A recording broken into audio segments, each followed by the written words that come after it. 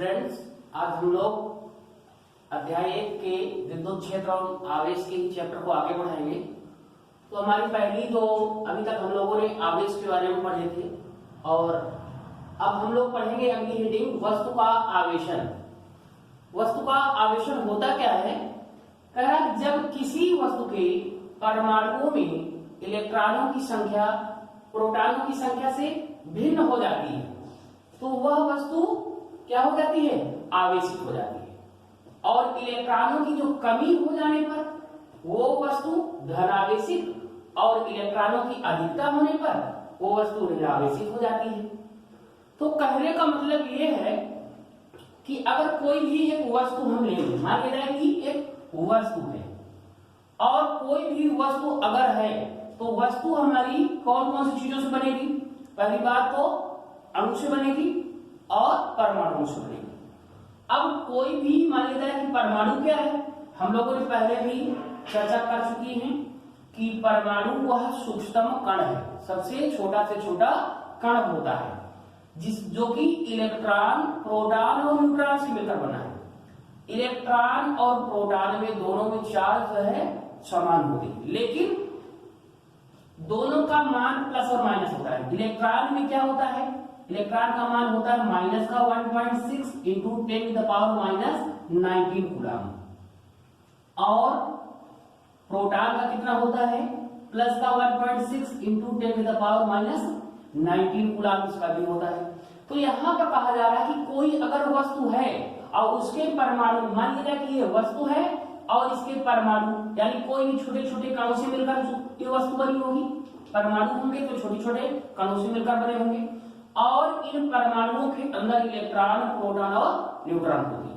तो इलेक्ट्रॉनों की संख्या कह रहा है कि जब किसी वस्तु के परमाणुओं में इलेक्ट्रॉनों की संख्या प्रोटॉनों की संख्या से भिन्न हो जाती है, यानी जो इलेक्ट्रॉन होंगे या तो वो कम हो सकते हैं या वो ज्यादा हो सकते हैं। सभी परमाणुओं में इलेक्ट्रॉन प्रोटॉन लगभग समान होते हैं, लेकिन जब किसी भी वस्तु में इलेक्ट्रॉन की जो संख्या है अगर वो प्रोटॉन की संख्या से कम हो जाए या ज्यादा हो जाए तो वह वस्तु को हम कहेंगे कि वो आवेशित हो गई। हम मानेंगे कि वो वस्तु आवेशित हो गई। और इलेक्ट्रॉनों की अगर कमी हो जा रही वहां पर, अगर इलेक्ट्रॉन कम हो रहे हैं परमाणु में वस्तु में, तब हम कहेंगे कि वो वस्तु कैसे हो गई? धनावेशित हो गई। और अगर इलेक्ट्रॉनों की अधिकता हो गई यानी इलेक्ट्रॉन उसमें जुड़ रहे हैं, उस वस्तु में इलेक्ट्रॉन कहीं से जुड़ रहे हैं तो वस्तु हम मानेंगे कि ऋणावेशित हो जाती है। इतनी बात समझ में आई? आगे देखेंगे इलेक्ट्रॉन के आवेश की, जो इलेक्ट्रॉन का आवेश है, क्योंकि जो इलेक्ट्रॉन होगा उसका भी कोई चार्ज होगा। जैसे इलेक्ट्रॉन का आवेश है, इलेक्ट्रॉन का आवेश कितना होता है? इलेक्ट्रॉन के आवेश का मान माइनस का 1.6 इंटू 10⁻⁻19 कूलम। तो कह रहा है इसी के यानी जो आवेश है, इस आवेश के जो परिमाण है यानी मान है, इसको ही हम लोग मूल आवेश भी कहते हैं। मूल आवेश का मान कितना होता है? तो E = 1.6 इंटू 10⁻⁻19 कूलम, ये जो है इसका मान होता है। अब हम लोग जो है अगले टॉपिक को पढ़ेंगे। हाँ, तो हम लोगों ने अभी तक पढ़ा जो है मूल आवेश के बारे में। अब हम लोग जो है आवेशन की विधियों को पढ़ेंगे। तो पहली हमारी जो है तो कई विधियां, लेकिन हम लोग जो है कुछ जो इम्पोर्टेंट हैं उन्हीं को पढ़ेंगे। तो पहला हमारा है घर्षण द्वारा आवेशन, दूसरा है प्रेरण द्वारा आवेशन और तीसरा है चालन द्वारा आवेशन। ये कुछ जो है इम्पोर्टेंट विधियां हैं आवेशन की, इसलिए इनको ही हम लोग जो है पहले पढ़ेंगे। तो घर्षण द्वारा आवेशन क्या है? घर्षण द्वारा आवेशन उसको कहते हैं कि अगर दो वस्तुएं हैं और दोनों को आपस में क्या किया जाए? रगड़ा जाए।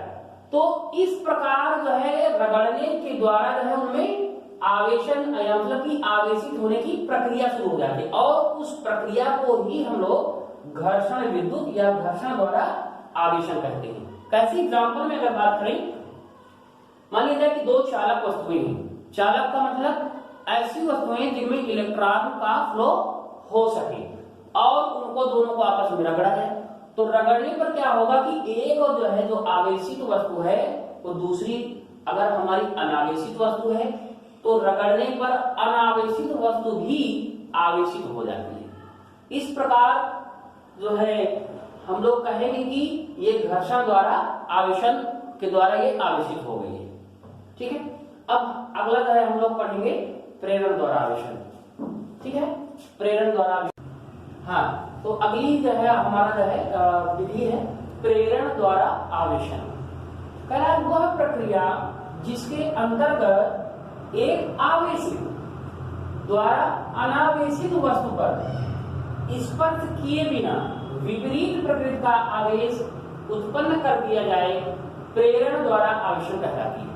कहने मतलब एक, अगर हम मानकर चले कि एक कोई जो है गर्म वस्तु है और एक ठंडी वस्तु है, दोनों को पास में रखा जाए तो देखेंगे कि जो ठंडी वस्तु है वो भी धीरे धीरे गर्म होने लगेगी। तो बिना स्पर्श किए ही दूसरे में भी विपरीत प्रकृति का जो है आवेश उत्पन्न होने लगता है। तो इस प्रकार के आवेशन को हम कहेंगे प्रेरण द्वारा आवेशन। अब तीसरा हमारी जो है जो विधि आएगी उसको हम लोग जो है पढ़ेंगे। हाँ, तो अगली हेडिंग हमारी बनेगी चालन द्वारा आवेशन।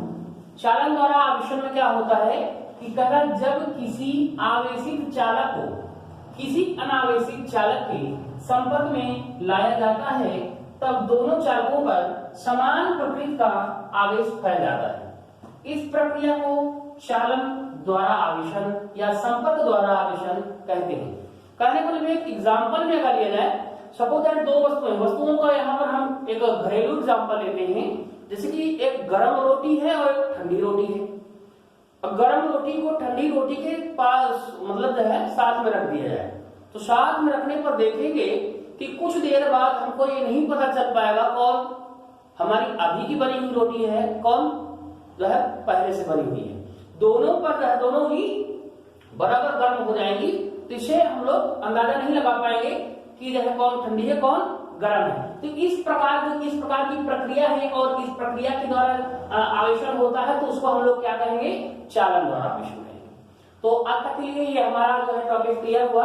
अगले टॉपिक को हम लोग नेक्स्ट जो है डे में क्लियर करेंगे। Thank you very much.